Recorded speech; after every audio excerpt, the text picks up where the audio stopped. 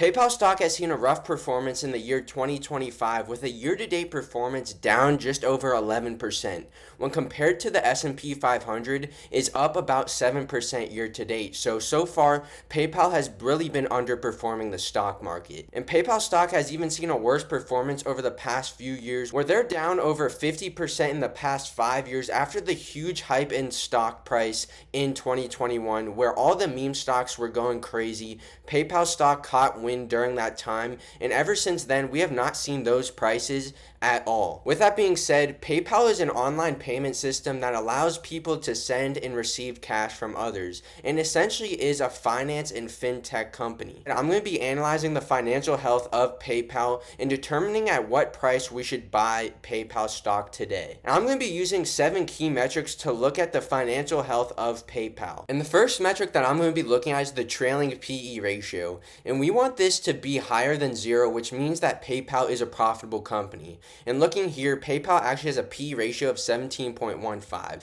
which means PayPal is making money. And also we can compare this to the entire stock market, in which the S&P 500 trades anywhere from 20 to a 25 PE ratio, which means PayPal looks undervalued when compared to the stock market. And if we take a look at the forward PE ratio, which is very similar to the trailing PE ratio, however, instead of the earnings per share over the last 12 months, we're going to be looking at the earnings per share expected by analysts in the next year. This helps give us a future view on the valuation of PayPal, and luckily this is lower than the trailing PE ratio at a 15.41 forward PE ratio. This looks like it's a pretty undervalued stock compared to the market and other competitors, so that's a good thing for PayPal. Now, taking a look at PayPal's revenue growth rate, we want this to be greater than 5%. If this growth rate is greater than 5%, that shows us over time that their sales are continuing to grow at a good rate. And as we can see, it's very good growth from PayPal and increasing at a pretty good rate right here, as we can see, growing anywhere from 5 to 20%. However, it is starting to slow down just a little bit in the past few years, which makes sense why the stock hasn't been performing very well. But nonetheless, the revenue growth rate looks pretty good for PayPal. Now, looking at the net income of PayPal, we want this to also be increasing at a greater than 5% rate. And this shows us the profit that PayPal receives and how much they actually get to take home to be with the company. And as we can see here, once again, very similar to the revenue growth, they're increasing their net income at a pretty good rate over time and is definitely greater than 5% and has doubled over the past 5 years or so. So this looks very good for PayPal. However, look at 2021, that huge rise in net income, which is probably why the stock went crazy in 2021 and also had a greater valuation than today. Even though that the stock is trading 50% lower, the net income is right near where it was in 2021, which shows us why the stock was so overvalued back then.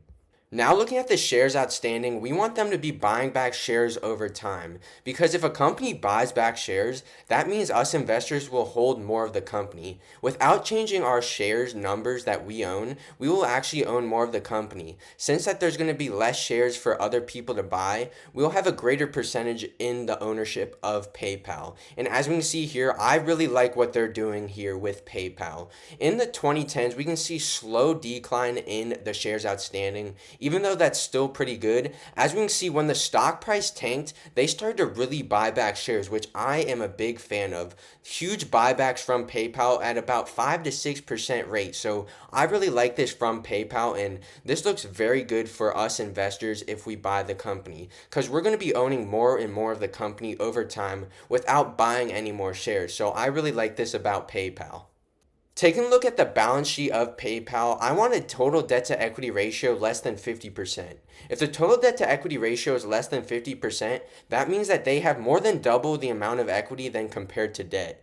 But as we can see here with PayPal, they have a 66.04% total debt to equity ratio. So it is a little bit higher than what we would like. However, I would like to add, if we take a look at the total cash, they have $11.2 billion in total cash, and compared to their debt, they have $13.4 billion in debt. So they could almost pay off all their debt within 1 year. So I really like this about PayPal. They could pay off almost all their debt right now if they really wanted to. So the balance sheet looks pretty good for PayPal, even though the total debt to equity ratio is higher than what we would like. The final metric that I'm going to be looking at for my 7-step stock analysis is the forecasted annual growth rate for their revenue and earnings per share. And I want this greater than 5%, just like the past in earnings and revenue growth rate. I want this to be growing at a greater than 5% expected by analysts. And as we can see here, they're expected to grow at about 5 to 6% over the next coming years. So their revenue growth rate's expected to grow at about 5.1%, while their earnings is expected to grow at about 5.9%. So this looks pretty good for PayPal. Although it's not amazing when compared to some other companies, at least it is greater than 5%. So that's good for PayPal.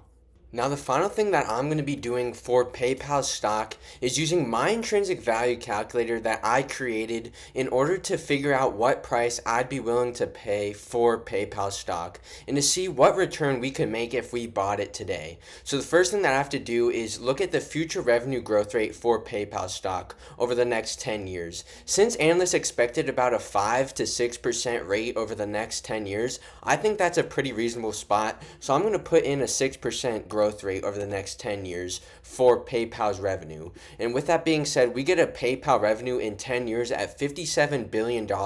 With it today at almost $32 billion, I think this is pretty reasonable. Now, looking at the future profit margin for PayPal, they have been at about a profit margin of anywhere from 12 to 15%. So I'm going to put in a 14% profit margin because as they grow as a company and become even more mature, I think that they can make that profit margin slightly increase over time. So I think 14% is pretty reasonable. And with that being said, we get a net income in the next 10 years at almost $8 billion. And now for the future PE ratio, I'm going to put in an 18 PE ratio because I think that's pretty fair. Since the market trades at anywhere from 20 to 25, I think that PayPal is a slightly slower growing company, so I think that they deserve a slight undervaluation compared to the market. So I think 18 is pretty reasonable. Paying $18 for $1 of earnings per share from PayPal, I think is right where we want it to be. Now for the shares outstanding. As we saw earlier, PayPal is buying back shares very fast. While I do think that they're going to buy back shares still in the future, I don't think they're going to buy back that fast. So I'm thinking they're going to be buying back shares anywhere from 2 to 3%.